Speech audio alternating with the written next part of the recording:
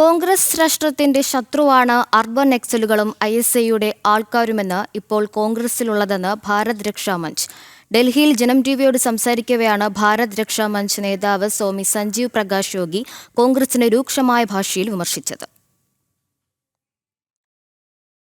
കോൺഗ്രസ് അനുദിനം തകരുകയാണെന്നും കോൺഗ്രസിന്റെ തകർച്ചയ്ക്ക് കാരണം അവർ തന്നെയാണെന്നും സ്വാമി സഞ്ജീവ് പ്രകാശ് യോഗി പറഞ്ഞു. കോൺഗ്രസ് ഇപ്പോൾ അർബൻ നക്സലുകളുടെയും പാക് ചാരസംഘടന ISIയുടെയും പാർട്ടിയാണെന്ന് അദ്ദേഹം പറഞ്ഞു. कांग्रेस का दुर्गति दिनों दिन क्यों हो रही है खराब?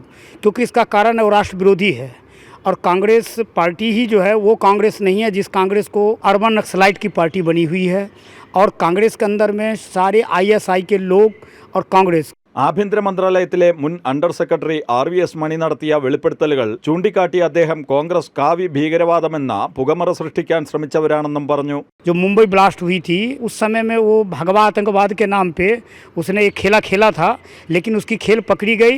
अगर वो नहीं पकड़ा जाता आतंकवादी तो ये लोग इसी में पूरे देश में हिंदुओं को बदनाम करता, हिंदुओं को बर्बाद करने की साजिश थी. കോൺഗ്രസിന്റെ നയവും നിലപാടും എടുത്തുകാട്ടിയാണ് സ്വാമി സഞ്ജീവ് പ്രകാശ് യോഗി വിമർശനം ഉന്നയിച്ചത്. കോൺഗ്രസ് സ്വീകരിക്കുന്ന രാഷ്ട്രവിരുദ്ധ നിലപാടാണ് അവരുടെ തകർച്ചയ്ക്ക് കാരണമെന്ന് അദ്ദേഹം കൂട്ടിച്ചേർത്തു. ജനം, ഡൽഹി.